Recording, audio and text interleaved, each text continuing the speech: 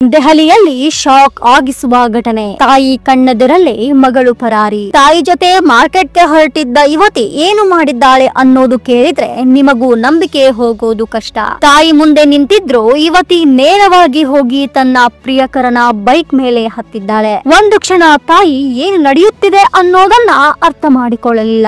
ಆದ್ರೆ ಕೆಲವು ಸೆಕೆಂಡುಗಳೊಳಗೆ ಅಪರಿಸಿದ ಸತ್ಯವನ್ನ ಜೀರ್ಣಿಸಿಕೊಳ್ಳಲಾಗಲಿಲ್ಲ. ತಮ್ಮ ಹೆತ್ತವರ ವಿಶ್ವಾಸವನ್ನ ಕಿತ್ತು ಯುವತಿ ಸಾಮಾಜಿಕ ಮಾಧ್ಯಮಗಳ ಮೂಲಕ ವಿರೋಧದ ಶಿಕಾರವಾಗಿದ್ದಾಳೆ. ಇದೀಗ ಈ ದೃಶ್ಯದ ವಿಡಿಯೋ ಸೋಷಿಯಲ್ ಮೀಡಿಯಾದಲ್ಲಿ ಭಾರಿ ವೈರಲ್ ಆಗುತ್ತಿದೆ. ತಾಯಿ ಮುಂದೆ ಇಂಥ ನಟನೆ ಎಂದು ನೆಟ್ಟಿಗರು ತೀವ್ರ ಆಕ್ರೋಶ ವ್ಯಕ್ತಪಡಿಸುತ್ತಿದ್ದಾರೆ. ವಿಡಿಯೋದಲ್ಲಿ ಸ್ಪಷ್ಟವಾಗಿ ಕಾಣಿಸುತ್ತಿದೆ, ಯುವತಿ ಮೊದಲೇ ತನ್ನ ಪ್ರಿಯಕರನಿಗೆ ಲೊಕೇಶನ್ ತಿಳಿಸಿದ್ದಾಳೆ. ಆತ ನೇರವಾಗಿ ಬೈಕ್ ನಲ್ಲಿ ಬಂದು ನಿಂತಿದ್ದಾನೆ. ಹೆಮ್ಮೆಗೇನು ಗೊತ್ತಿಲ್ಲ, ಆಕೆ ನೇರವಾಗಿ ಹೋಗಿ ಹತ್ತುತ್ತಾಳೆ. ತಾಯಿ ನೋಡ್ತಿದ್ದಾಳೆ, ಆದರೆ ತಡೆಯಲು ಸಮಯವೇ ಸಿಕ್ಕಿಲ್ಲ.